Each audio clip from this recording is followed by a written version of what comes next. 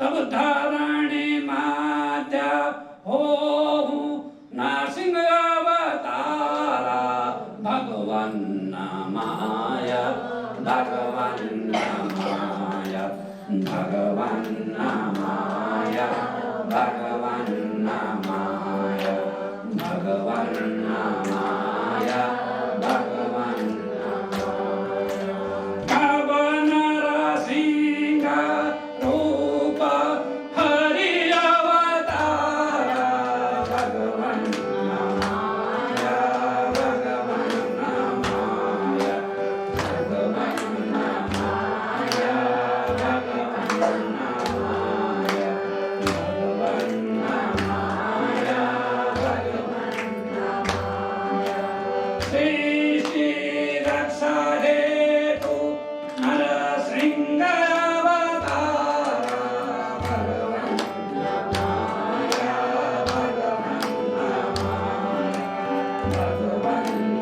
माया भगवन माया भगवन माया भगवन माया प्रभु देखी नगरवासिन रूप विकराला भगवन माया भगवन माया भगवन माया भगवन भगवन माया भगवन माया भगवन माया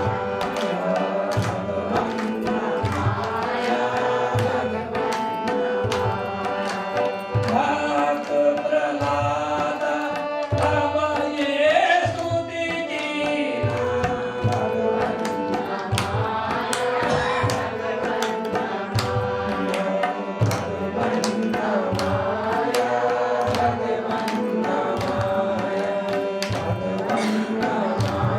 माया भगवन माया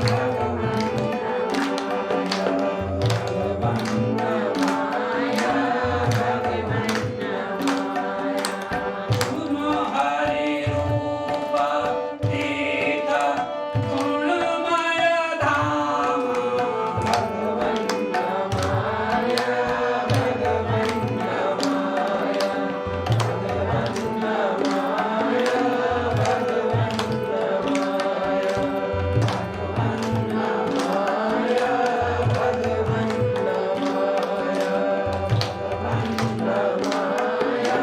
भगवन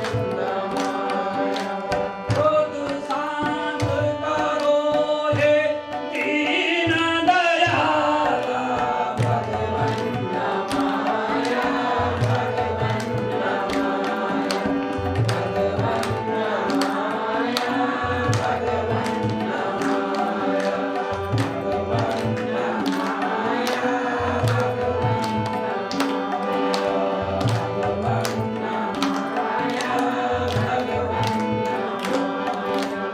सब पर कृपा करहु दीन दयाला भगवन माया भगवन माया भगवन माया भगवन माया भगवन माया भगवन मेरे पिता को सदा गति दीना भगवन माया भगवन माया भगवन माया भगवन माया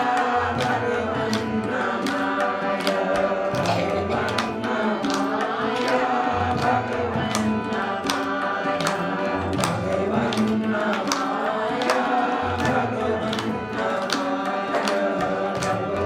माया भगवन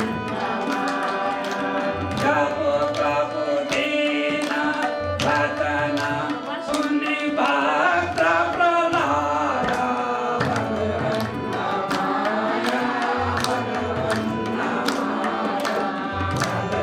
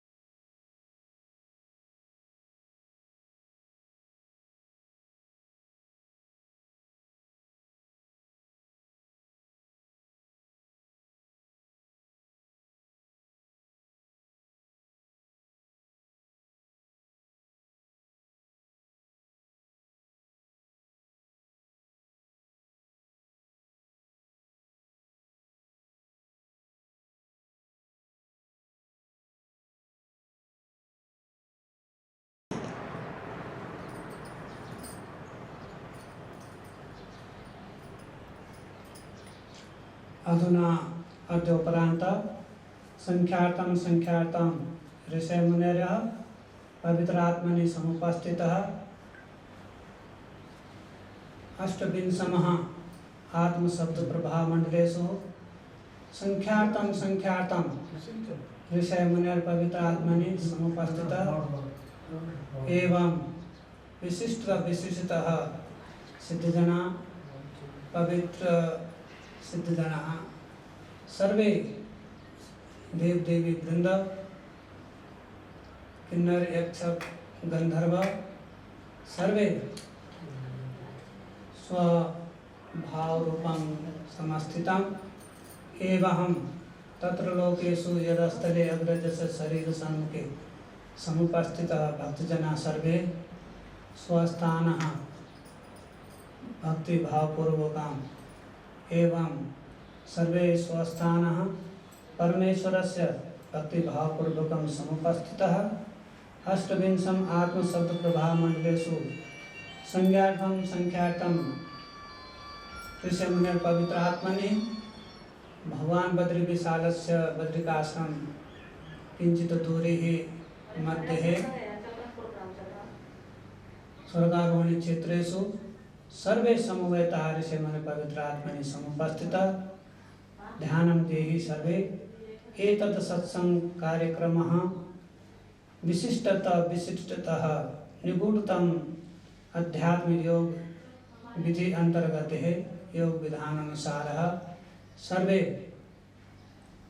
मंगल कार्य हेतु एवं आत्मज्ञान वर्धन हेतु भक्ति लाभार्थम आत्मज्ञान लाभार्थम सर्व विषयानुकूलम सर्व धर्मपरायण भक्तिपरायण भक्तजना प्रीतिपूर्वकं ध्यानपूर्वकं शृण्वन्तु।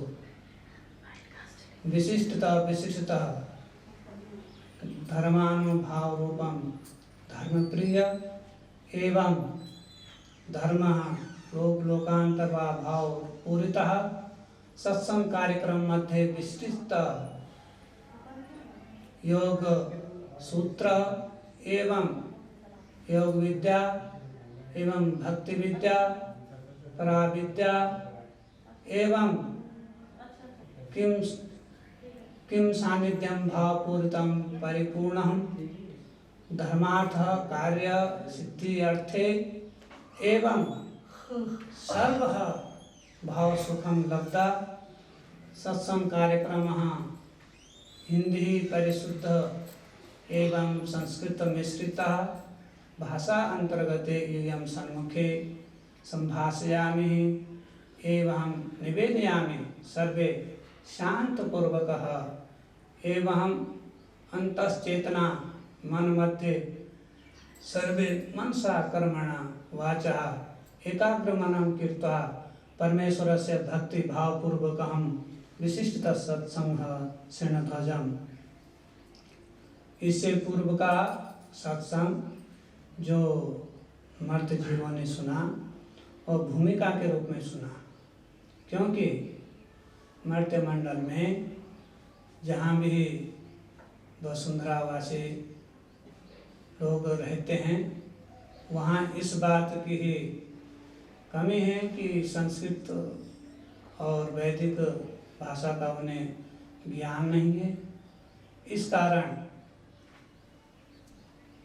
थोड़ा संस्कृत थोड़ा हिंदी उनके लोक रुचि के अनुसार भाषा का उपयोग करते हुए यह दिव्य प्रसारण उनकी भक्ति वर्धन के लिए, आत्मज्ञान लाभ के लिए, भक्ति लाभ के लिए, धर्म लाभ के लिए और सभी प्रकार के संसार में लौकिक अलौकिक सुख देने में जो समर्थ हो, इस प्रकार का ज्ञान, इस प्रकार के ध्यान और इस प्रकार की योग विद्याएं और सभी प्रकार से जो उन्हें सुख दे सके, जो परमात्मा की भक्ति में सही बैठता हो, परमात्मा की नियति में सही बैठता हो, सत्य बैठता हो, इस रूप से समझने की आवश्यकता है। आप लोग कैसे समझते हैं किस ढंग से समझते हैं ये आप पर निर्भर है, और आप कैसे अनुकरण करते हैं ये आप पर निर्भर है। देखो, भक्ति एक प्रकार से परमेश्वर से प्रेम करने की जो कला है, जो भावना है, जो आत्मा का कर्म है, जो परमेश्वर को याद करने का जो सत्कर्म है, तो परमेश्वर से प्रेम करने को ही भक्ति बोलते हैं। तो भक्ति अधिकांशतः प्रेम लक्षणा होती है, जो परमात्मा से प्रेम रखते हैं, परमात्मा में अपना ध्यान करते हैं, परमात्मा का ध्यान करते हैं और बहुत कुछ समझते हैं और अपना भी समझते हैं और अन्यों को भी समझाते हैं। धर्म का एक ऐसा रूप है जो आप लोगों को आपकी जो मनुष्य योनि है उसकी सार्थकता का प्रमाण देता है कि तुम्हारी जिंदगी, तुम्हारी जो मनुष्य योनि है कैसे सार्थक रहेगी और तुम्हें क्या करना है, कैसे चलना है, ये सब कुछ भक्ति में आता है। जब आप परमात्मा की भक्ति करते हैं तो आपको संसार में जो सामान्य जीवन व्यतीत करने में कोई परेशानी नहीं होती है, कोई दिक्कत नहीं होती है। आप लोगों को परमात्मा सभी प्रकार से सुखी रखना चाहता है। हाँ, आपको परमात्मा अनावश्यक धन नहीं देगा, अनावश्यक संपत्ति नहीं देगा। ये जरूर हो सकता है जो अनावश्यक है, जो तुम्हारे किसी काम की नहीं है। जितना तुम्हारे लिए आवश्यक है, जितना जो है तुम्हारे मूलभूत अधिकार हैं संसार में रहने के, उनसे परमात्मा आपको वंचित नहीं करता है, वह सब कुछ देता है।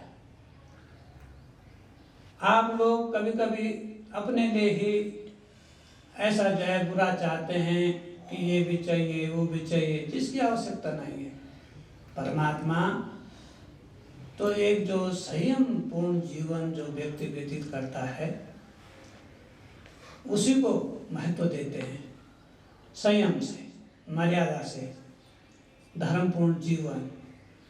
तो धर्म कहते हैं कि किसी वस्तु को धारण करना, किसी विचार को धारण करना, किसी कर्म का धारण करना। कैसा कर्म किया जाए?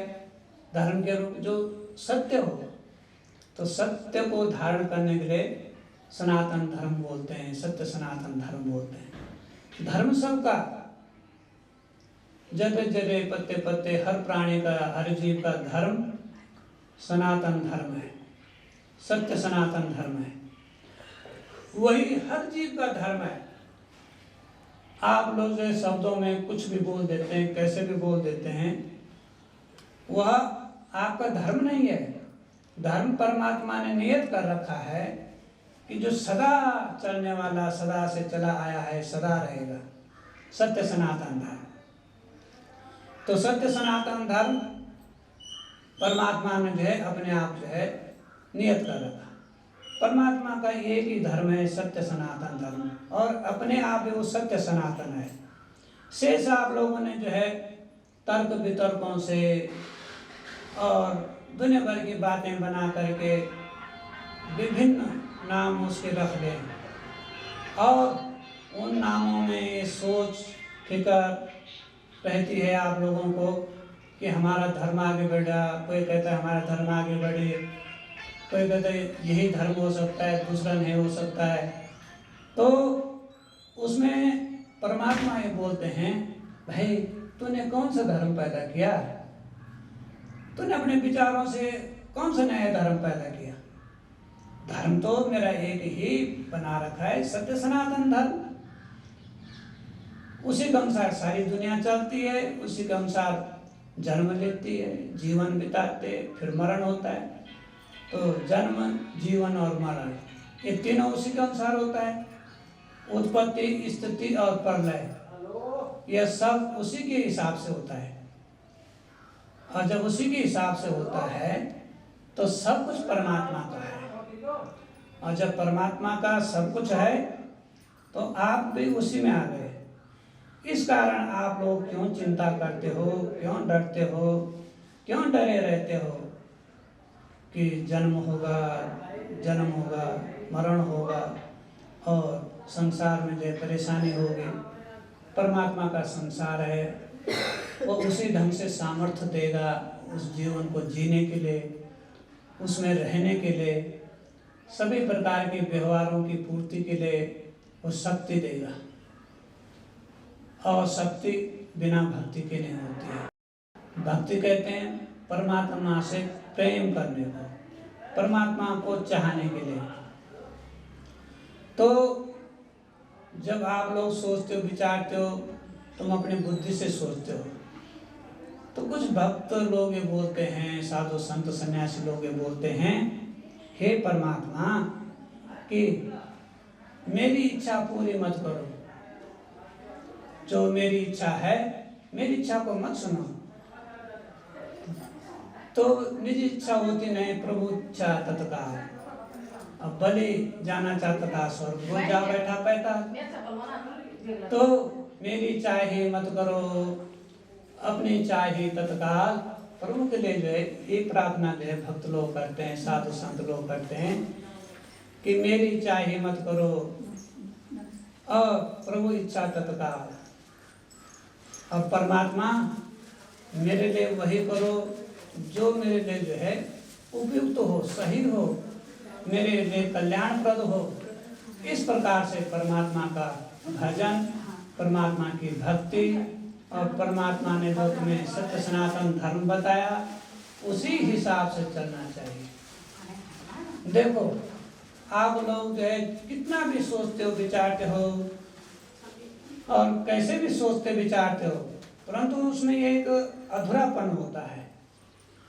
जब अपने मन के हिसाब से आप सोचते हो तो मन जो है 1000 रास्ते बताता है, 1000 प्रकार के उसके विचार होते हैं, आचार विचार होता है।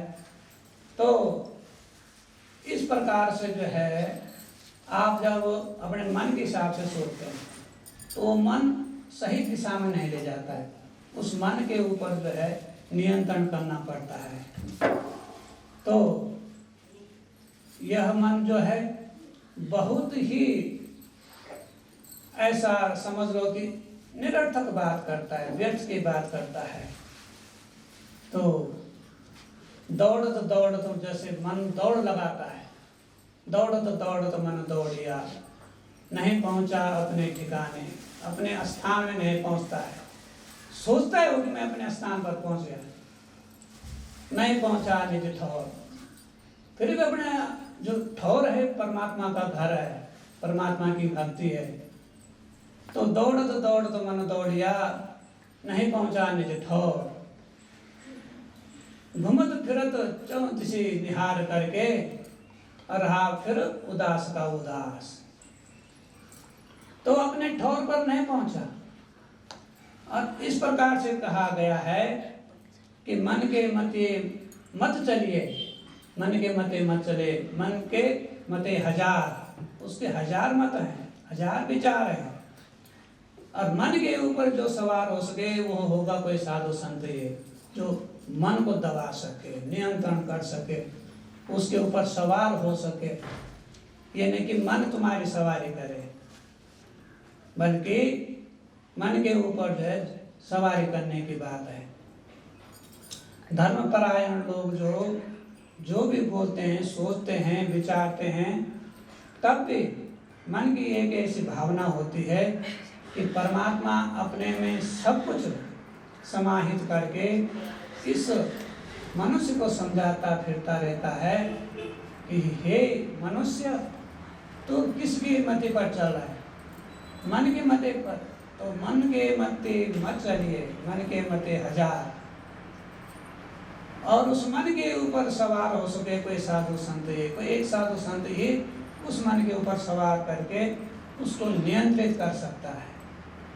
अब देखो सबका अपने अपने विचार हैं, अपने अपने विषय हैं, अपने अपने रुचियां हैं, अपने अपने लोभ लालच हैं।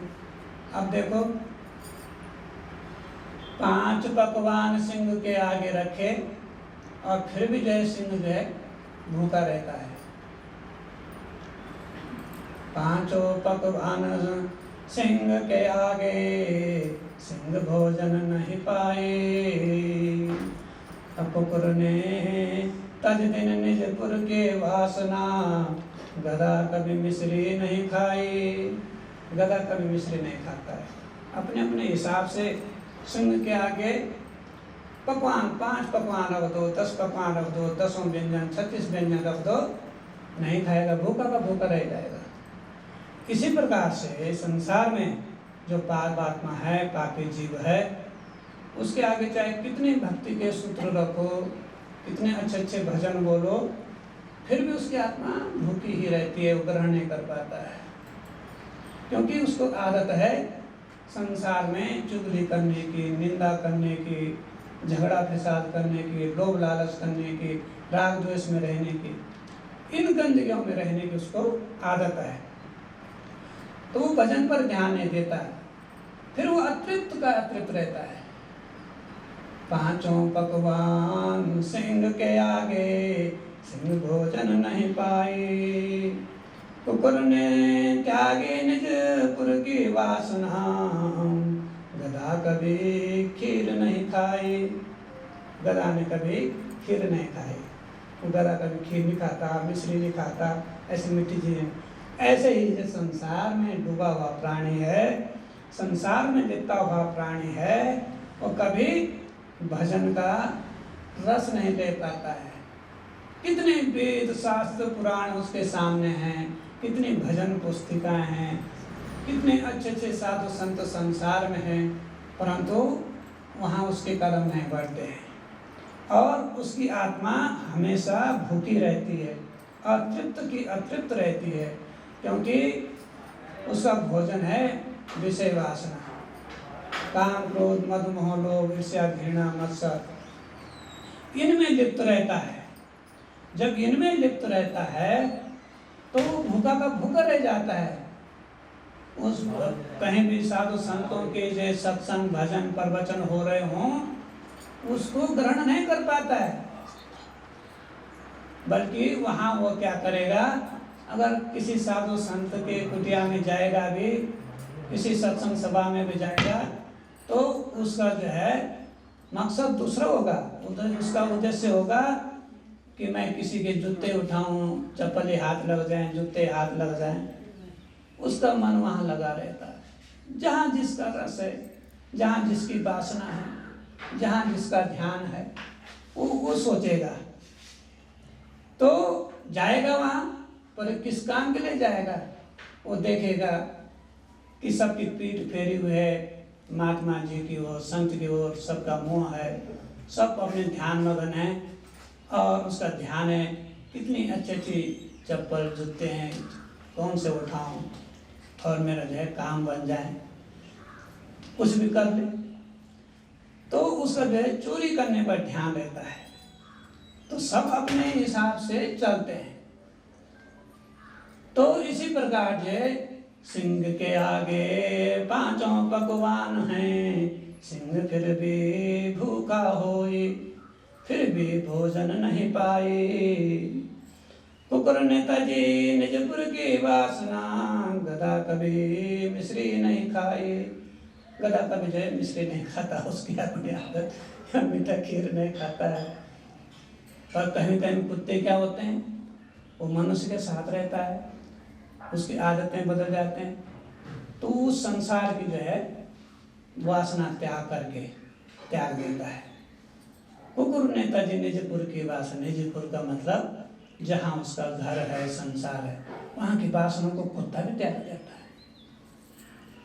और गधा कभी खीर नहीं पाई, गधा कभी खीर नहीं पाता, गधा कभी जो गधा मिश्री नहीं पाई, कुछ भी बोल लो तो ऐसा भी हो जाता है। तो सोचो विचारो। और कोई बाजीगर होगा जो परमात्मा की भक्ति को समझता हो, देखता हो, कि जो इस बात को समझे। तो मन के मते मत चलिए, मन के मते हजार, मन के ऊपर सवार हो सके कोई साधु संत, एक कोई साधु संत यही उसके मन के ऊपर उसको नियंत्रण कर सकता है, अन्यों की बस की बात नहीं है। नहीं तो सबके ऊपर मन सवार हो जाता है और बहुत परेशानी होती है, उसमें डूबा रहता है। तो सोचो समझो। अब फिर संसार के लोग क्या करते हैं कि वो सब कुछ उस संसार को अपना लेते हैं, वहीं उसी को सब कुछ समझते हैं यही संसार है, और उसमें अपनी पूरी भावना पूरी शक्ति लगा देते हैं, पूरी चेतना वहीं लगा देते हैं। इस कारण आप लोगों को समझना होगा कि आप परमात्मा की भक्ति किस प्रकार से कर रहे हो, कैसे कर रहे हो और क्यों कर रहे हो। आपकी परमात्मा की भक्ति का जो है दृष्टिकोण क्या है, उसकी गुणवत्ता क्या है। परमात्मा की भक्ति का गुणवत्ता एक ही हो सकती है कि उसका जो है पवित्रता है, उसमें शुद्ध विचार हो, उसके आचार विचार से जो है शुद्ध हो, परमात्मा का भजन करता हो, तो सब कुछ उसके लिए जो है परमात्मा का सब कुछ सजाया धजाया है, और उसको उस महल में रहना आता नहीं है।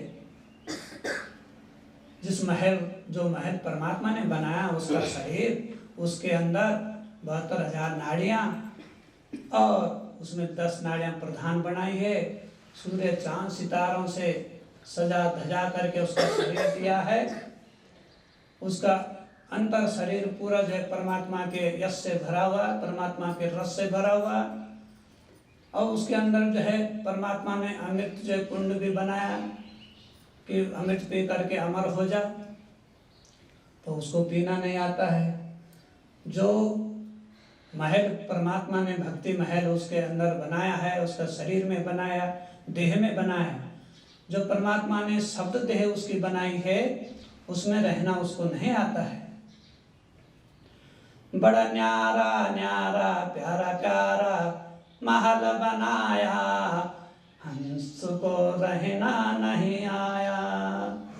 बड़ा उजरा उजरा महल परमात्मा ने बनाया, पर हंसों को वहाँ रहना नहीं आया।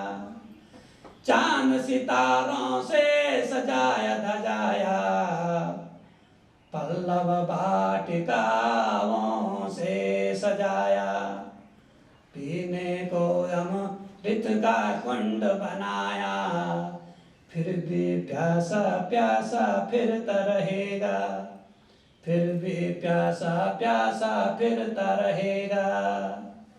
अरे हंसों महल बनाया, न्यारा न्यारा तुम्हारी देह का महल बनाया, भक्ति का महल बनाया। मैं स्वर से भर कर तुम्हारे महल को सजाया धजाया, और वहीं पर अमृत कुंड रचाया। छक छक पी लो परमात्मा के नाम, अमृत के कुंड से हो जाओ हंसो तुम भी, अमृत धाम में रहने के लिए तैयार रहो। अमृत के धाम में रहने के लिए तैयार हो जाओ। बड़ा प्यारा और न्यारा महल बनाया, बड़ा प्यारा न्यारा महल बनाया, हंसा तुझको रहना नहीं आया। परमात्मा ने 72,000 नाड़ियों से 10 प्रधान नाड़ियों, ईड़ा पिंगला सुषुम्ना हंसनी कुहू हस्त जीव्या गांधारी यशस्विनी, ये सब नाड़ियां बनाए।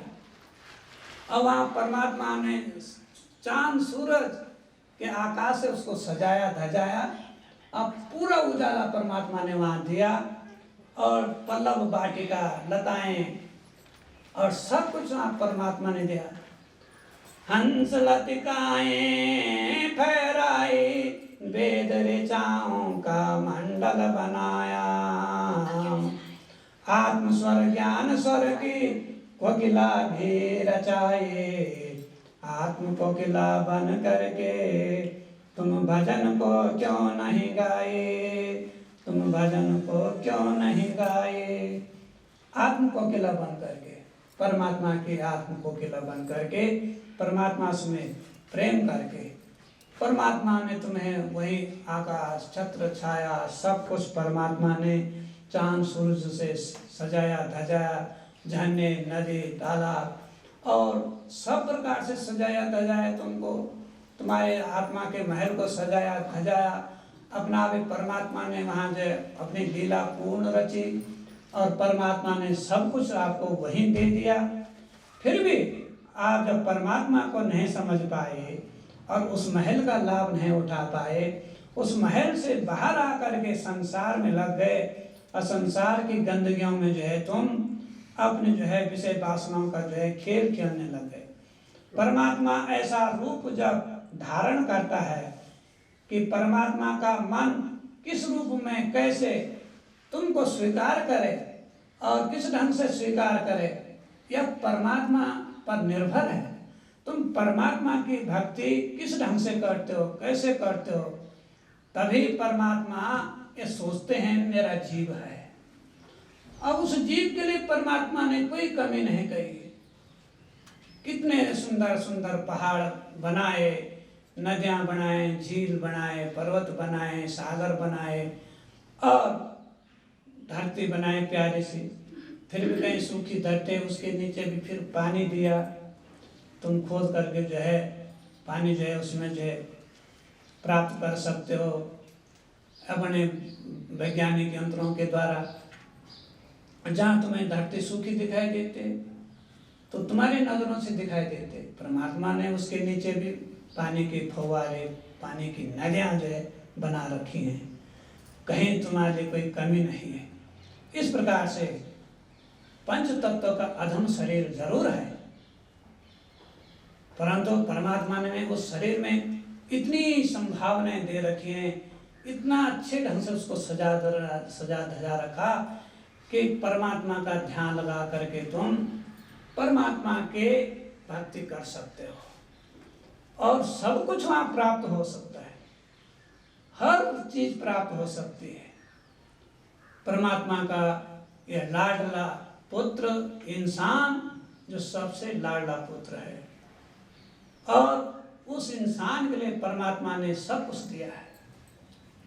फिर भी उसका लाडला पुत्र उदास क्यों, झगड़ा फिसाद क्यों करता है, लोभ लालच किस लिए करता है, छीना झपटी किस लिए करता है दूसरे से। अरे भाई तुझे भी दे रखा है, उसे भी दे रखा है जिससे तू छीन रहा। तू अपने हिस्से में रहो, वो अपने हिस्से में रहो। तुझे भी दे रखा, दूसरे को दे रखा, किससे छीन रहा। क्या तुझे नहीं दे रखा है? तुझे भी दे रखा है, पर तेरे में संतोष नहीं है। तू सोचता है कि मैं एक ही दिन में जैसे पैदा हूँ, पहले तो करोड़पति के घर में पैदा हूँ और उसके बाद मुझे अलग से पिता से अलग करोड़पति जो है चंद दिनों में जो है भगवान मुझे बना दे। तो क्या तू करोड़ों खा सकता है? नहीं। जितनी तेरी सामर्थ्य होगी उतना खाएगा, उतना रहेगा और उसी ढंग से तू व्यवहार करेगा। तो तू उदास क्यों रहता है? परमात्मा की भक्ति कर, परमात्मा को प्रेम कर, किसी के साथ छीना झपटी करने की आवश्यकता नहीं है। परमात्मा ने अपनी धरोहर सब में बराबर बांट रखी है। पहले तो परमात्मा ने उसी शरीर में इतनी धरोहर बांट रखी है, जब कोई परमात्मा की भक्ति करता, ध्यान करता, आधा भूख तो वहीं समाप्त हो जाते, आधा तृप्त वहीं हो जाता है। जब कोई किसी भी पर्व पर, नवरात्रों के दिन आते हैं, व्रत रखते हैं, तो आधे भूख तो वैसे समाप्त हो जाते हैं जब व्रत रखते हैं।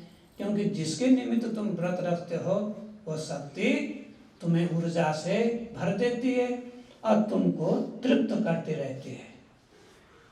परीक्षा के लिए शुरू में भूख लग सकती है, परंतु जिस शक्ति की उपासना के लिए तुमने व्रत रखा है वो अपनी शक्ति से बढ़ते रहते हैं, वो ऊर्जा बढ़ते रहते हैं। तुम संसार में ऐसा मत सोचना कि तुम संसारिक अन्न खा करके जीवित हो ये बात झूठ है। तुम्हें जीवित रखने वाला परमात्मा है, उसकी ऊर्जा है, उसकी शक्ति है, उसकी भक्ति है। तो ये भक्ति का सिद्धांत इतना अनूठा है, इतना चमत्कारी है। जब परमात्मा की भक्ति करने कोई चलता है तो संतोष अपने आप आ जाता है, थोड़े से में काम चलाता है। चवन्नी में रुपए भर में उसके जो है लाखों करोड़ों के काम हो जाते हैं। परमात्मा उसको संतोष देता है, अपनी ऊर्जा से बढ़ता है, उसको तृप्त करता है कि तू मेरी भक्ति कर रहा है। परमात्मा क्या नहीं कर सकता। एक तरफ से उन्होंने तुम्हारे सामने एक चादर, धरती की चादर ऐसे बिखेर दी, ऐसी वाटिका बना दी, धरती माताओं को जो है पूरे गहने से सजा धजा करके, ये सब उसके गहने हैं। उस पर जो है पर्वत हैं, झील हैं, उनमें नदियां हैं, समुद्र हैं, ये सब जो है धरती माता का जो है आवरण है, उसके वस्त्र हैं, उसका श्रृंगार है। पेड़ हैं, यही उसके जेवर है, गहने हैं, अच्छे अच्छे पेड़ हैं, लताएं हैं, यही उसका मंगलसूत्र है, यही उसका हार है। कितनी बड़े बड़े जो है बेले हैं, लताएं हैं, कितना सुंदर पहाड़ जो है मुकुट सजा करके दे रखा है, हिमालय पहाड़ दे रखा है, शुभ्र मुकुट, माथे का चंदन लगा करके। ये धरती माता का श्रृंगार है। धरती माता चमक रही है, दमक रही है, प्रफुल्लित होकर के नाच रही है, और तुमको भी अपने गोद से विभिन्न प्रकार के रस दे रही है, तुमको फसलें दे रही है, फल दे रही है, दुनिया भर के उत्पादन तुम करते हो। तुम धरती माता के छाती को चीर करके उसके आंगन में हल लगाते हो, खुदाई करते हो, रत्न निकालते हो, टस से मस नहीं होती, कुछ नहीं बोलती है। सोना चांदी निकालते हो बड़ी बड़ी खानों से, तो वहीं से कोयला भी निकालते हो, उससे भी तुम्हारा काम चलता है। अब देखो, कोयला जलाने के लिए, भोजन बनाने में तो तुम ठीक समझते हो, पर तुम्हारा हाथ मैला ना हो। पर धरती माता पूरी अपने घर में समाई हुई है। तुम्हारे लिए जो है जब आग सेकने को मिले कोयले की, तब तो कहा हाँ बहुत अच्छी बात है, और थोड़ा सा हाथों में काला लग गया तब ठीक नहीं है। तो इतने तुम स्वार्थी हो, इतने मतलबी हो। धरती माता के अंदर से तुम्हारे गहने आते हैं, सोने चांदी हीरे जवाहरात सब कुछ उसी धरती माता के गर्भ से, वहीं से खान खोदी जाती है। और धरती माता के स्तनों से जो गंगा नदी देखो निकल रही है, सबको पार करने वाली है। तो धरती माता सजी धजी है।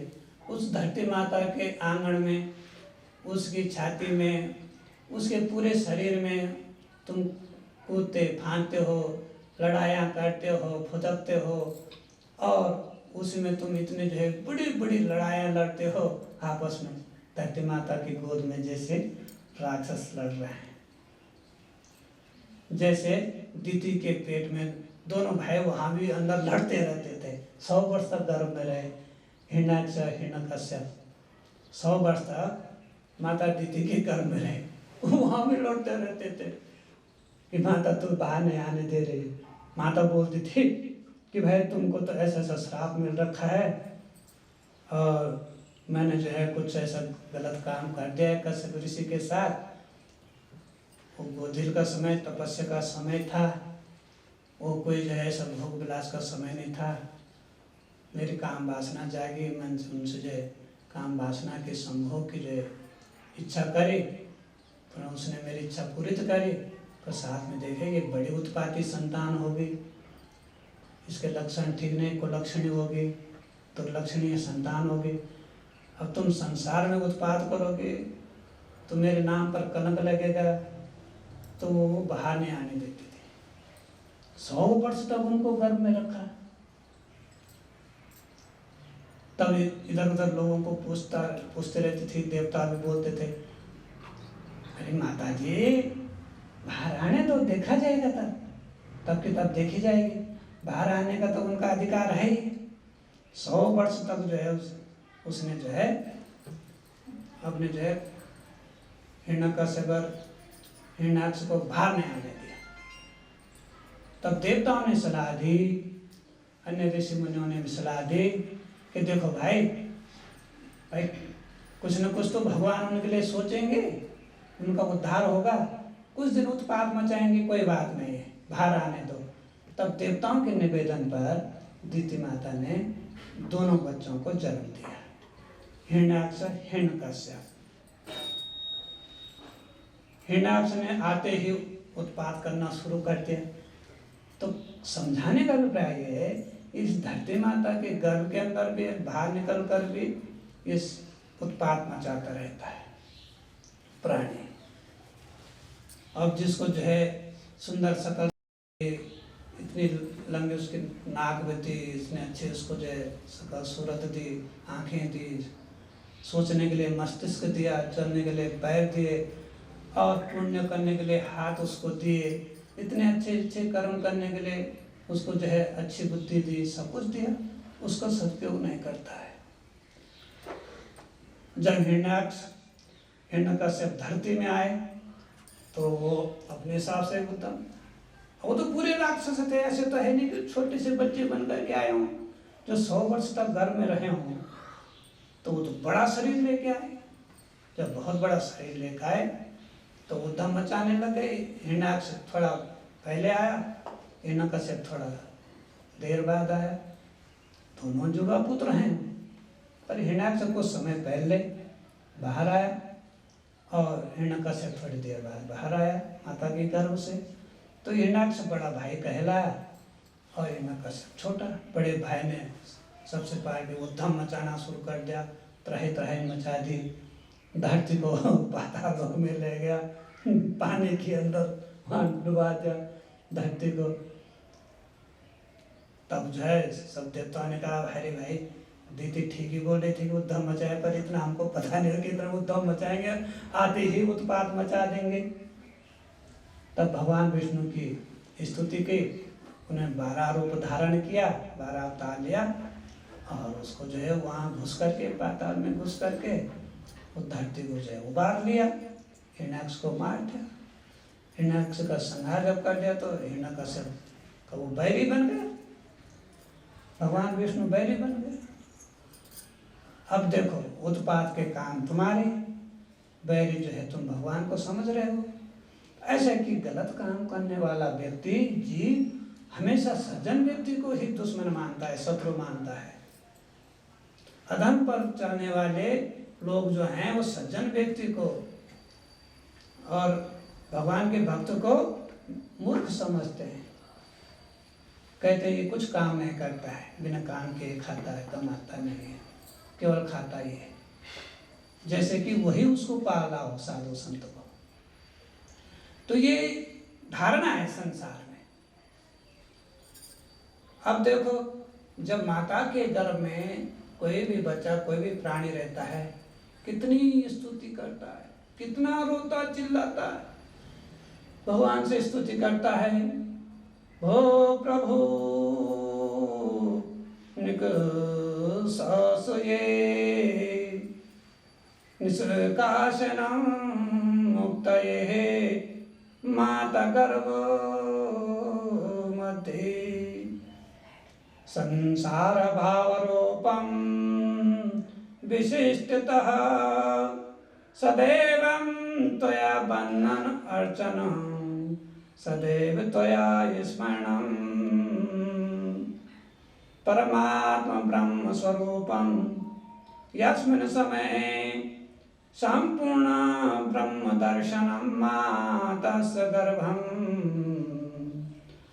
संसार मध्ये हे प्रभु परमात्मा नित्य निरंतरः करिष्ये त्वया स्मरणं बन्धनः नितये स्तुतिः। प्रार्थना करता है कि मुझे माता के गर्भ से बाहर निकालो।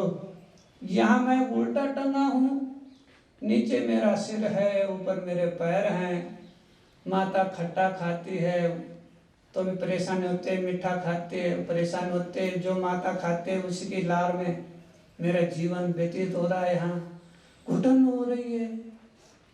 अहो महा श्वास प्रश्वासम बहुव पीड़नाय, बहुत पीड़ा हो रही है सांस लेने में, दम घुट रहा है।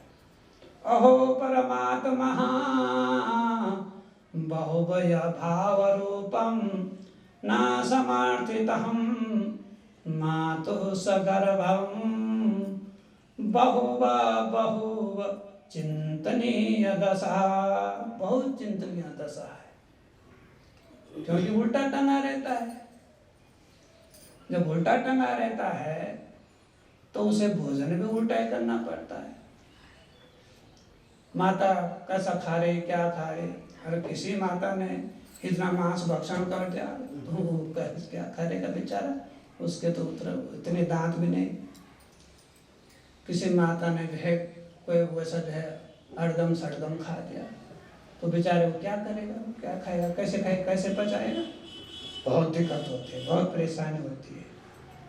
हालांकि रहे सब माता के गर्भ में, सब माता के गर्भ से, पर बाहर आकर के कितनी हेकड़ी जताता है, अनुमान नहीं लगा पाता, सोच भी नहीं पाता मैं कि माता के गर्भ में कैसे रहा हूँगा। बहुत दिक्कत होती है। और संसार में तो ये तो वैसे माताएं उदंड माताएं होती हैं, दुनिया भर की जो है धड़ी धड़ी भर खाती हैं, दुनिया भर के जो है अचार खाते हैं, खट्टा खाते हैं, मीठा भी खाते हैं, पूड़ी कचौड़ी सब कुछ, दाल चावल दिन भर खाते रहते हैं। उसको कितनी दिक्कत होती होगी, उसने सांस भी कैसे लेना, और वो कैसे पचाएगा। और कोई राक्षस माता अगर फंस गए, राक्षस माता के गर्भ में जन्म मिल गया तो उसका क्या कहना। तो वो जो इधर उधर से भोजन जो है भरती रहेगी, वो रहेगा भी कहाँ बेचारा। तो उसको रहने की भी दिक्कत, सांस लेने की दिक्कत। तो परमात्मा का स्वरूप को समझने के लिए आप ये समझो कि आपको पूरा जो दम खम लगाना है। वादा करता है कि मैं बाहर आकर के नित्य प्रति नित्य निरंतर तेरा स्मरण करूँगा, वंदन करूँगा, पूजन करूँगा, तेरी भक्ति करूँगा, तेरा स्मरण करूँगा, परंतु करता नहीं है। तो ध्यान का वादा करके ध्यान लगाना छोड़ दिया। तो ध्यान का वादा करता है परमात्मा की भक्ति का वादा करके भक्ति करने तूने छोड़ दी। ध्यान का वादा मैं तेरा ध्यान करूँगा, वहाँ भी ध्यान करता है तो बाहर और निकालेगा तो और अच्छे ढंग से ध्यान करूँगा। तो इतने बेईमान जो है मनुष्य है। तो ध्यान का वादा करता है परंतु फिर ध्यान लगाना छोड़ देता है, वादा करके झूठा वादा करता है परमात्मा से। और संसार में भी जब संसारिक लोग कुछ कार्य करते हैं, कुछ भी करते हैं, परमात्मा को याद करते हैं, वो कार्य सिद्ध होता है, सिद्ध होते ही वो उस पर पंख लग जाते हैं, अहंकारी हो जाता है, दम भी हो जाता है, गर्व भी घमंडी हो जाता है। अरे मैंने किया, मेहनत करी, खून पसीना बहाया, वैसा किया, ऐसा किया, दिन रात मेहनत करी तब हुआ हूँ। कौन परमात्मा, कौन भगवान, ऐसे हेकड़ी जताता है। तो बड़ी मूर्खपन की बात करता है। तो इस मन को बार बार समझाऊं, ऐसा मूर्ख जग माही। ऐसा मूर्ख है जग में, ये मूर्ख कौन, मन। बार बार समझाऊं फिर भी नहीं माने, ऐसा मूर्ख जग माही। ऐसा मूर्ख जग में जो है ये मन है।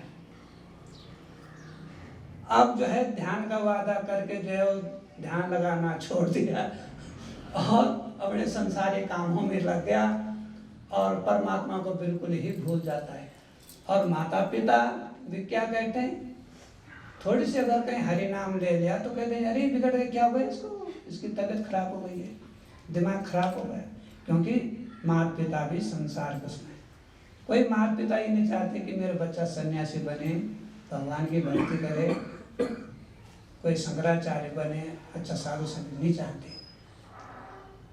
36 जगह 100 जगह पूछने जाएंगे, अगर किसी बच्चे ने थोड़ा सी अजनबी हरकत अगर घर में कर ले तो 100 जगह पूछने जाएगी माता जी, अरे मेरे बच्चे को क्या हो गया, क्या हो गया, क्या हो गया, ये अजीब हरकतें कर रहा, भगवान का नाम ले रहा, कभी बैठ जाता है, कभी ऐसे जो है बेहोश हो जाता है, कभी मूर्छित हो जाता है, तो उसको चिंता होने लग जाती है। अरे भाई ये नहीं सोचते कि जिस परमात्मा ने उसको संसार में भेजा है, जिसने जन्म दिया है, उसी का तो ध्यान कर रहा है, अब उसी की बात तो कर रहा है, हरि नाम तो ले रहा है, क्या बिगाड़ कर रहा है। परंतु उनको चिंता हो जाती है, कहीं बिगड़ना चाहे, कहीं संसार के काम के, कहीं इसके पढ़ने में मन न लगे, फिर नौकरी चाकरी भी नहीं करेगा तो कैसे खाएगा, क्या खाएगा, कौन खिलाए। ये पशु पक्षी नौकरी चाकरी थोड़ी कर रहे हैं, और मनुष्य से ज़्यादा तंदुरुस्त है, बीमार भी नहीं होते, अच्छे ढंग से सुंदर रहते हैं, घास फूस खाते हैं, पत्तियाँ खाते हैं, फल खाते हैं, जो कुछ उनको चाहे जंगल में मिला, और तंदुरुस्त रहते हैं, उदास भी नहीं रहते, रोते भी नहीं बेचारे, हंसते खेलते रहते हैं, फुदकते रहते हैं। बंदर लंगूरों को देखो, रीछ भालू को देखो, शेरों सिंहों को देखो, किसी को भी देखो, सिंह तो थोड़े से ऐसी श्रेणी में आ गया पापी प्राणी के, पर औरों को हिरणों को देखो, क्या घूमते फिरते रहते हैं, तंदुरुस्त रहते हैं, सुंदर, कोई अपना जो है गाना नहीं गाते, अपना किसी के पास रोते नहीं है, तो अच्छे ढंग से रहते हैं। तो उनकी कौन सी नौकरी चाकरी है, कौन सी खेती बाड़ी है। हाँ, संसार के लोगों ने क्या काम किया, एक परमात्मा ने धरती तो 84 लाख उन्हें सब में बांटी है, कुछ जीव समुद्र में रहेंगे, कुछ आकाश में रहेंगे, आकाश में उड़ेंगे, कुछ धरती में रहेंगे, तो जलचर भी हैं, नभचर भी हैं, थलचर भी हैं, सभी प्रकार के जीव हैं। तो ये इंसान चालाक बनता है, सारी धरती उन्होंने हत्या ली, दूर दूर तक अपने दुकान मकान जो है बना लिए हैं, जंगलों को काट काट करके। तब कहते जी वहाँ हाथी आया था, उसने हमको मार दिया, इतने लोग मार दिए, ये कर दिया, सो कर दिया।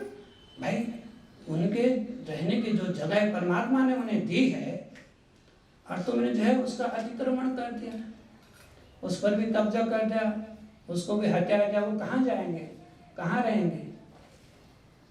उनके जो पानी पीने के जो स्रोत थे, बड़े बड़े तालाब थे, वो सब तुम अपने जो है ले आए हो, अपने यहाँ बांध बांध करके, नहरें बना करके, नलों में बांध बांध करके, उनके लिए पानी नहीं है जंगलों में, तो पानी पीने कहाँ आएंगे। वो भी देखते हैं भाई देखो ये नल उधर जा रहा है, ये नहर उधर जा रही है, नहर पे बंद कर दी, कहाँ से पिए पानी। तो वहीं जाएंगे जहाँ वो नहर पहुँच रही है, तो बस्ती में जाएंगे, वहीं तो पानी पीने जाएंगे। लंगूर बंदर भी वहीं आएंगे, सब तो आएंगे, पेड़ तो ये रखा नहीं है। तो भाई घाटे उनका अधिकार है, सबका अधिकार है। अब बेचारे समुद्र तो तुमने नहीं बनाया, अब वहाँ समुद्र में नावें ले ले करके उन मछलियों को मारने में जाएंगे, वो धंधा ही बना दिया, एक विभाग अलग ही खोल दिया, मछली विभाग और मछलियों को मारने के लिए। भाई वहाँ क्यों जा रहे हो, तुम्हें धरती दे रखे, उसमें खेती बाड़ी करो, जो कुछ करो, तो वहाँ जो है क्यों घुस रहे हो समुद्रों में, नावें बना बना करके उनको मार मार करके खा रहे हैं, आराम से सबका भक्षण कर रहे हैं, अपने आप थोड़ा सा एक घंटा भी चुभे ना, ऐसे ही चिल्लाते हैं, ऐसे चिल्लाते हैं कि बहुत बड़ा अनर्थ हो गया। तो कौन तुम्हारी पुकार सुनेगा, पुकार परमात्मा उन्हीं की सुनेगा जो बिल्कुल साफ सुथरा व्यक्ति हो, पवित्र हो।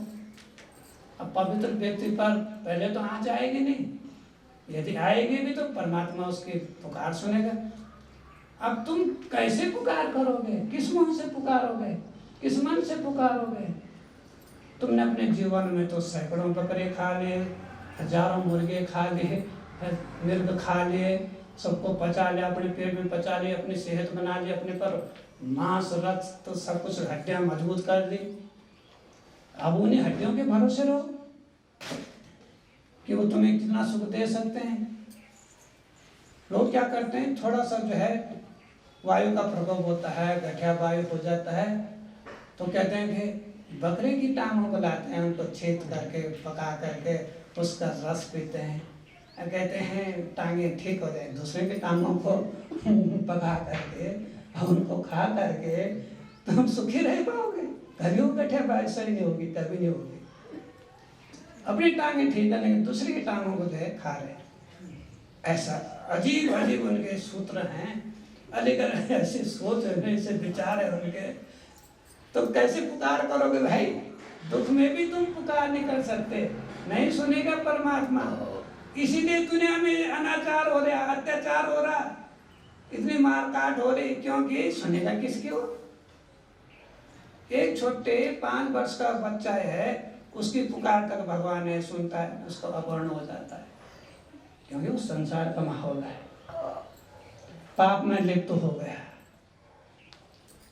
किसी विषैली माता का दूध उसने पी लिया, गंदी माता का दूध पी लिया, राक्षसी का दूध पी लिया, किसी सर्पणी का दूध पी लिया, उसमें सत नहीं रहा, वो निर्मल नहीं रहा, उसका दूध पीने से वो गंदा हो गया, उसका जीवन खतरे में पड़ गया।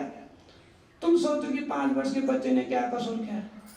उसका प्रारब्ध, उसका कर्म ऐसा जुड़ा है, किसी राक्षसी माता के घर में उसने जन्म लिया, और उस डायन माता के जो है गर्भ से जन्म लेने पर उसका विषैला दूध पी लिया, उसके संस्कार खराब हो गए, वो शक्तिहीन हो गया, वो सत्वहीन हो गया, वो परमात्मा को नहीं पुकार सकता, पुकारेगा तो परमात्मा सुन नहीं सकता।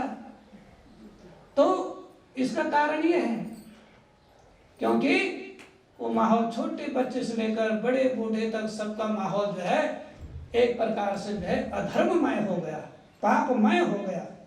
इस कारण से जो है वहाँ जो है किसी की पुकार परमात्मा जो है सुनने वाला नहीं है। और बच्चों की भी परवरिश उसी ढंग से की जाती है।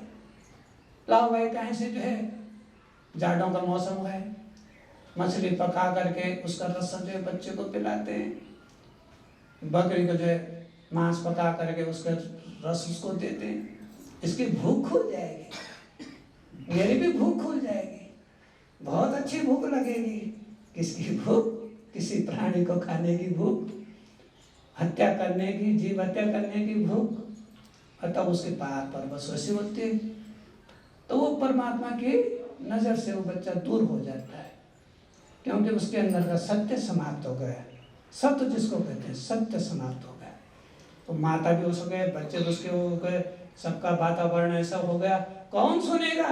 हाहाकार चीत्कार संसार में मच रहा है, कोई किसी के काल की मजा आ रहा है, सबको खा रहा, सब काल के ग्रास बन रहे हैं, क्योंकि वो परमात्मा की भक्ति में उनका जीवन नहीं है।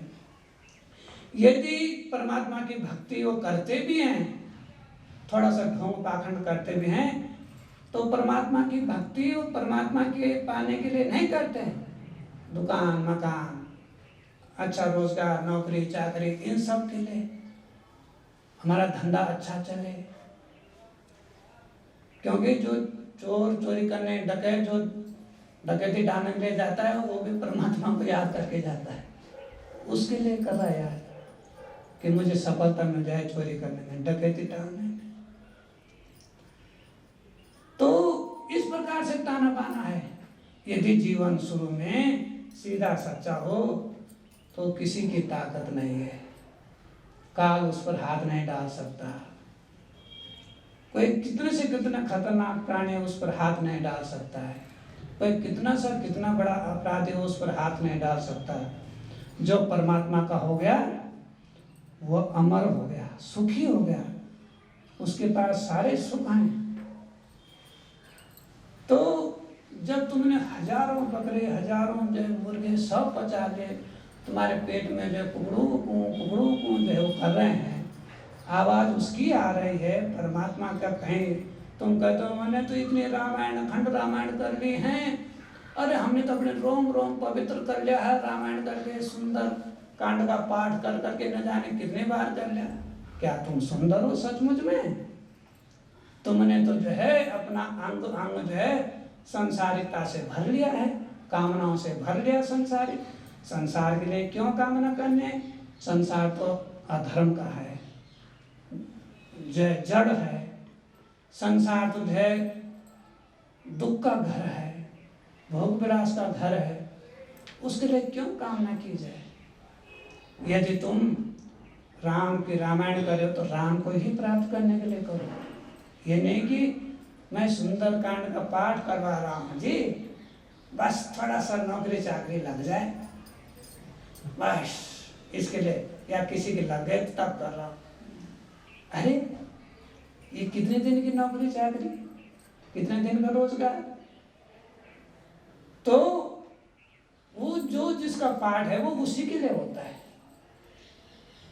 और सुंदरकांड का मतलब हमारे सुंदर चरित्र हो, सुंदर भक्ति हो, हम सत्यम शिवम सुंदरम में समा जाएं, उसी के लिए भक्ति, उसका नाम उसी की भक्ति के लिए, उसका गायन उसके लिए, उसका भजन अपना संसारिक है वजन को समाप्त करने के लिए। धरती पर भार बने हो, धरती माता भी बोलते होगी कि कितने बिगड़े बच्चे हैं, क्यों इतने फुदक रहे हैं, क्या कर रहे हैं, कितनी लड़ाई इस धरती के ऊपर होते हैं। बड़े बड़े राजा महाराजा मुकुट पहन पहन करके और जो है तलवारें बना करके, शस्त्र विद्याएं सीख करके दूसरों को मारने के लिए विद्याएं सीखेंगे, शस्त्र विद्याएं सीख करके, तब गर्व से वीर परम वीर राजा महाराजा। और जब काल आता है महाराजा वो न भूल जाता मैं कौन सा राजा हूँ। जब काल आता है, काल जब आता ना अपना पूरा जो है नाग पास ले करके तब भूल जाता है, बताओ भाई तो कौन सा राजा, भूल जाता है मैं कौन सा राजा हूँ। तब भूल जाता है कि मैं नहीं बोल पाता, मैं रावण हूँ या कंस हूँ, कुछ नहीं बोल पाता। भगवान कृष्ण जब कंस की छाती में चढ़े तो भूल गए हो कि तुम मेरा भांजा है। पूछे कौन है तू, अपना नाम नहीं बता पाया। जब कंस की छाती के ऊपर भगवान कृष्ण जब चढ़े, 11-12 साल का बच्चा, उसका वजन सहन नहीं कर सका। उसने कहा बता कौन है तू, अपना नाम नहीं बता पाया, ऐसे भी नहीं बोल पाया मैं तेरा मामा हूं, अपना नाम नहीं बताया। रावण भूल गया, जब बाण लगा, अग्नि बाण लगा, भूल गया कि मैं रावण पहले बोलता था मैं लंकेश हूं, मैं लंकेश हूं, क्या नहीं जानते हो, दशानन हूं। उस दिन भूल गया। जब 10 से 20 भुजाएं काट डाली भगवान राम ने, और अमृत जो उसका पिया हुआ था वो अमृत जो नागे सोख लिया, अग्नि बाण मार करके भूल गए, अपना नाम ही नहीं बता पाया। सब अपने अपने स्वार्थ के धंधे हैं। यहाँ होता है लंबा चौड़ा, काल जब आता है ना तब भूल जाता है। कितने पाठ के तूने भूल जाता है, आवाज गायब हो जाती है। रावण भूल जाता है मैं लंकेश हूँ, काल के सामने बोले जरा मैं लंकेश हूँ। मैं कंस हूँ, भगवान कृष्ण के सामने बोले जरा मैं कंस हूँ। तो मेघनाथ गर्जना करता था, सिर उसका कटा, सिर चिल्लाते चिल्लाते तो गया, लक्ष्मण ने मुझे मारा, परंतु राम की शरण जब उनके पैरों में गिरा तब भूल गया, क्योंकि उसका सिर जब कटा मेघनाथ का, और सीधा जो उनकी पत्नी की जो गोद में गिरा, और हाथ से दिखा हुआ कि मैं लक्ष्मण ने मुझे मारा, अपने आप लिख के गया। सुलोचना जो है उस सिर को लेकर के भगवान राम के पास आती है। भगवान राम डर जाते हैं इंसानी चोले में कि कहीं श्राप ना दे सुलोचना, पर गई नहीं, हे परमात्मा मैं किसी को नहीं बोलता, मैं उस महाशय के दर्शन करना चाहते हूँ, उस महान विभूति के दर्शन करना, उस महापुरुष के, उस मर्यादा पुरुषोत्तम भगवान के दर्शन करना चाहते हूँ कि जो कुछ बचे कुछ जो है मुक्ति में कोई कमी है राक्षस योनि के हैं, मेरे पति को जो है सदगति दे, बस इस काम आयु। तो इस प्रकार के जो है व्यवहार हो जाता है, सब भूल जाते हैं। महाभारत का युद्ध हुआ और सलाह करके हुआ भगवान कृष्ण के साथ सलाह हुआ। तो देव लोग स्वर्ग में सबने कहा भाई तुम भी जो है इस युद्ध को लड़ने के लिए आओ, अपने अपने प्रतिनिधि भेजो और अपने अपने प्रतिनिधियों को भेज करके इस महाभारत के युद्ध को जो है किसी ढंग से पूर्ण करो। तो चंद्रमा ने मना कर दिया, स्वर्गलोक में चंद्रलोक में चंद्रमा ने मना कर दिया, मैं अपने बच्चे को नहीं भेजती, मैं नहीं भेजता। चंद्रमा देवता ने मना कर दिया। तो भगवान कृष्ण सबने मनाया, अरे भाई भेजना तो पड़े, प्रतिनिधित्व तो चाहिए, धर्म धर्म का युद्ध हो रहा है, धरती पर महाभारत का युद्ध हो रहा है, भेज दो। तो चंद्रमा का एक बच्चा था, उसका नाम था बर्चो, प्यार में उसको बिरचू बोला करते थे। तो उसने कहा भाई मैं अपने बच्चे को तो भेज दूंगा, परंतु थोड़े से समय के लिए भेजूंगा। तो वही अभिमन्यु हुआ, वो चंद्रमा का पुत्र था। क्योंकि पहले इसलिए जो महाभारत के युद्ध में श्री कृष्ण ने जो अभिमन्यु को नहीं बचाया, क्योंकि बात हो रखी थी पहले से, भाई थोड़े दिन को ले जाएगा, मैं ज्यादा दिन तक अपने बच्चे के बगैर नहीं रह सकता, तुम्हारी लड़ाई है तुम लड़ो, ये तो भगवान है तो लड़ा रहा है। भाई प्रतिनिधि तो थे, धर्म धर्म का युद्ध हो रहा है, एक इतिहास बनेगा और तुम सब साथ दो। तो चंद्रमा ने मना कर दिया, मैं नहीं भेजता, मैं तो बच्चा जो है बहुत प्यारा बच्चा है। तो चंद्रमा का पुत्र का नाम था वर्चो, अपने आप को बिरचू, घर में बिरचू बिरचू बोलते थे। तो उसने कहा थोड़े से में 15-16 साल से ज़्यादा मैं उसके बिगड़ नहीं रह सकता, जल्दी वापस आना पड़ेगा, जो कुछ लड़ाई लड़ाई खत्म करे, जो भी चाहे आधे आधे हो रहेगा। वो अभिमन्यु बन गया,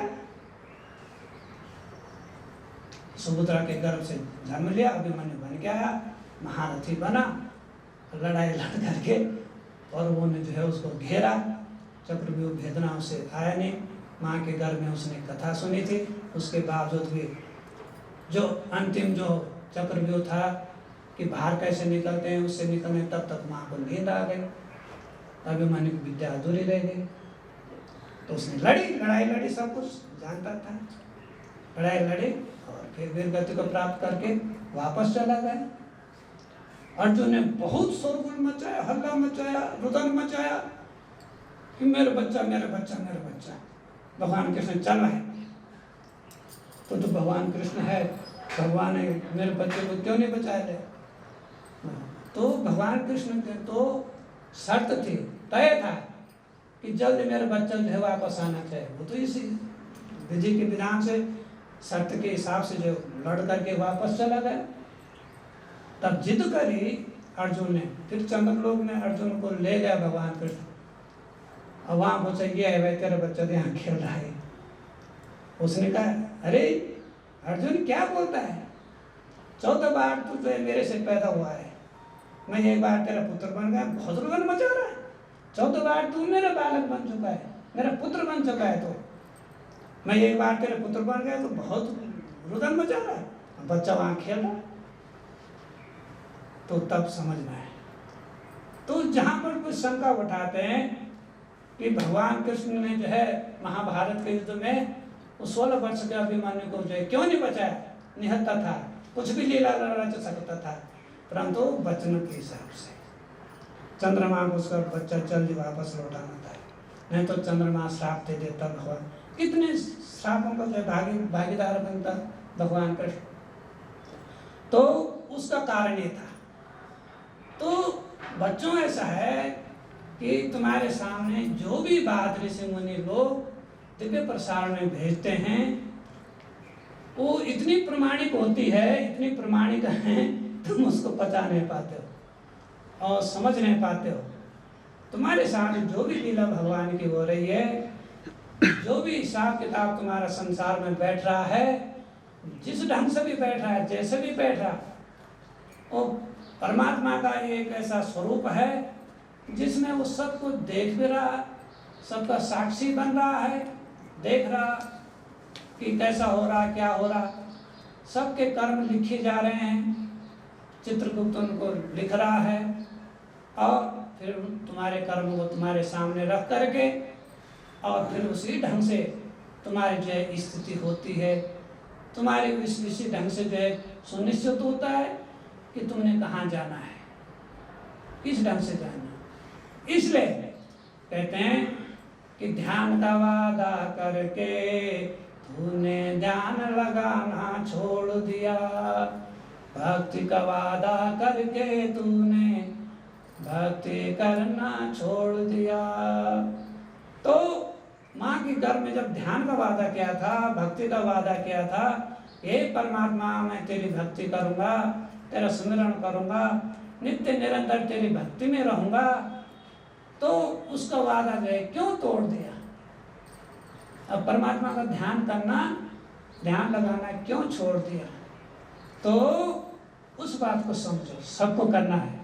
कोई संत महात्मा बोले न बोले, मिले न मिले, वो तुम्हारे मूल स्वभाव में होना चाहिए, मूल कर्म में होना चाहिए, तुम्हारा पहला कर्तव्य होना चाहिए। और कार्य हो ना हो, परमात्मा को किसी न किसी ढंग से याद कर लो, परमात्मा का नाम किसी न किसी ढंग से ले लेना चाहिए।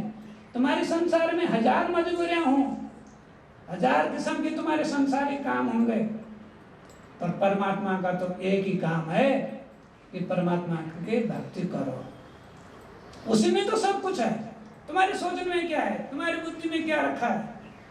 तो ऐसा मूर्ख जग माही, मन के मते मत चलिए, मन के मते अनेक, इस मन के ऊपर सवार हो सके साधु संत कोई है। तो तुमको बार बार समझाया कि इस ढंग से चलो, इस ढंग से चलो।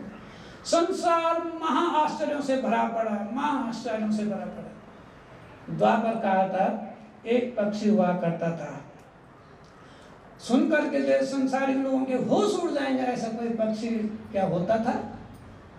वो पक्षी इतना बड़ा होता था, आकाश में रहता था, आकाश में सब कुछ, धरती पर नहीं उतरता था।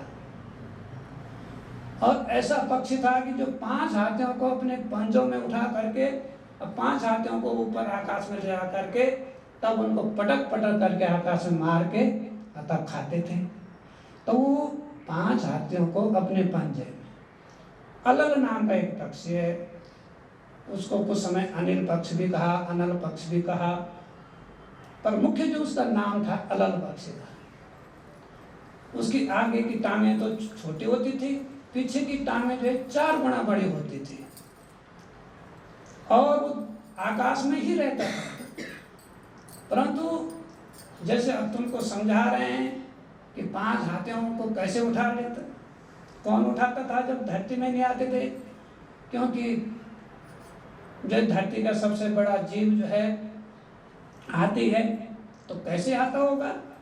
वो ऐसा होता था कि जब आकाश में जो मादा अनल पक्षी जब अंडा देता था तो हाथी के बराबर, तो उससे भी बड़ा तो अंडा ही होता था, और वो ऐसी जगह उस अंडे को देता था, देखते थे ऊपर से, जहाँ जो केले का बगीचा हो, ठंडक मिल जाए। और इतनी ऊंचाई से जो उस अंडे को वो अलग पक्षी देता था कि नीचे आते आते आते आते आते वो और वही पक जाता था सुंदर। और जब उस धरती में गिरता था बाग बगीचे में, तो वो अंडा फटता था, उससे जो है इतना बड़ा बच्चा पैदा होता था। वहीं आप आसपास के जानवरों को वो खाता था जन्म लेते ही। और जब अपने माँ बाप के पास वापस जाता था तो 5 हाथियों को अपने पंजे में जो है रख करके और अपने माँ बाप की दावत करने के लिए ले जाता था। द्वापर के बाद वो पक्षी दिखा नहीं। द्वापर तक उस पक्षी का बहुत बड़ा वो रहता था कि तुझे अलल खा जाएगा। हाथी अपने बच्चों को डराते थे, हे अलल खा जाएगा, बस अलल आएगा। और वो धरती में अपने बच्चे को देखभाल करने के लिए नहीं आते थे, जो मादा पक्षी झालर नहीं आते थे, मर्यादा को नहीं तोड़ते थे, वो याद करते थे मेरा बच्चा एक दिन वापस आएगा। और जब उसका बच्चा भी जो है बच्चा जब वापस जाता था तो 5 हाथियों को लेकर के, इनाम किताब लेकर के अपने माता पिता के लिए, और तब 5 हाथियों को जो वहाँ खाते थे वो आपस में। आश्चर्य उनमें, एक से एक आश्चर्य संसार में। एक पक्षी जो आकाश में पैदा होता है, आकाश में मर जाता है। अब देखो, जैसे पपीहा है, वो धरती का पानी नहीं पीता है, स्वाति नक्षत्र में कोई बूंद टपके तभी पानी पीता है, तो वो भी पक्षी है, और पानी की उसे जरूरत नहीं है, और दूसरा पानी मर जाएगा वो, परंतु वो धरती का पानी नहीं पिएगा। तो साधु संत भी बोलते हैं पपीहा रे पियो पियो मत बोल, क्योंकि उसकी हालत भी यही है। जो साधु संत है, जो साधक है, वो भी धरती का अन्न नहीं खाना चाहता है, धरती में कोई व्यवहार नहीं करना चाहता है, वो भी आकाश में परमात्मा को देखना चाहता है, और वो भी ऊपर आकाश की ओर परमात्मा की ओर देख रहा है। उसकी सारी इंद्रियां, उसके मन की भावनाएं परमात्मा की ओर जा रही हैं। तो उस पपीहा को बोल रहे हैं, पपीहा पिहो मत बोल, पपीहा रे पियो वाणी मत बोल। मैं समझू ना समझू, मेरे अंदर के पट खोल, मेरे अंदर के पट खोल। वो कहता है, जब तो पपीहा की आवाज कोई सन्यासी सुनता है, साधक सुनता है, जो ध्यान में बैठे हैं, पपीहा रे पिहो वाणी मत बोल, मेरे अंदर घट के पट खोल। जब अंदर के घट के जो पट खोलेंगे, तभी परमात्मा के रस का आनंद लिया जाएगा, परमात्मा के दर्शन होंगे। तो ये कब होगा? जब तुम्हें याद होगा, परमात्मा से वादा नहीं तोड़ोगे। वादा करके तुमने क्यों, ध्यान का वादा करके क्यों तूने भक्ति का वादा तोड़ दिया, क्यों भक्ति का वादा तोड़ दिया। सुमिरन का वादा करके क्यों तूने हरि सुमिरन करना छोड़ दिया, क्यों तूने हरि सुमिरन करना छोड़ दिया। ध्यान का वादा करके ध्यान लगाना छोड़ दिया, तूने क्यों ध्यान का वादा करके तूने ध्यान लगाना छोड़ दिया, ध्यान लगाना छोड़ दिया, और भक्ति का अपना वादा तोड़ दिया, अपना वादा तोड़ दिया। तो उस वादे को कर रहो। पता सबको है, जो सारी व्यवस्था परमात्मा ने करी, और सब बच्चे संसार में आए, और जो अपने बच्चों को शिक्षा दे रहे वो भी वैसे आए, बाद में वैसे आते रहेंगे, और परमात्मा से वादा तोड़ते रहेंगे तो कहाँ से कोई परमात्मा की प्राप्ति करेगा। देखो, अब इतने राजा महाराजा संसार में आए, साधु संत सन्यासी आए, कोई इल्ला बिल्ला कोई साधु संत की बात समझा होगा, और तब परमात्मा की भक्ति करी होगी। किसी ने अपना उद्धार किया होगा, ध्रुव ने किया, प्रहलाद ने किया, इन सब ने अपना नाम किया, अपना उद्धार किया। अब देखो, जब प्रहलाद को उसके जो है स्तंभों में जो है बांध रहे हैं, अब कहते हैं भाई इस खंबे में तेरा भगवान है, बिल्कुल गरम लोहा करके, पूरा गरम करके, लाल करके जो है, और उसको जो है खंबे से जो है बांधने की लग गए।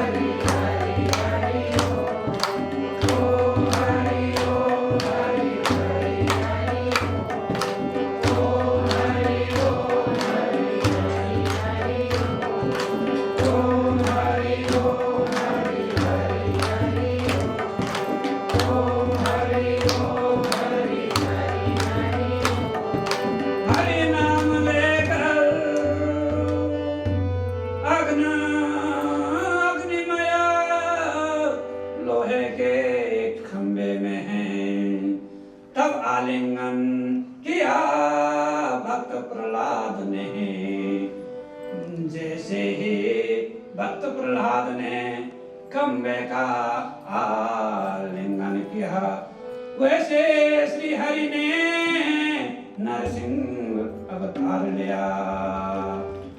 खंबा फाड़ करके नरसिंह भगवान ने अवतार लिया,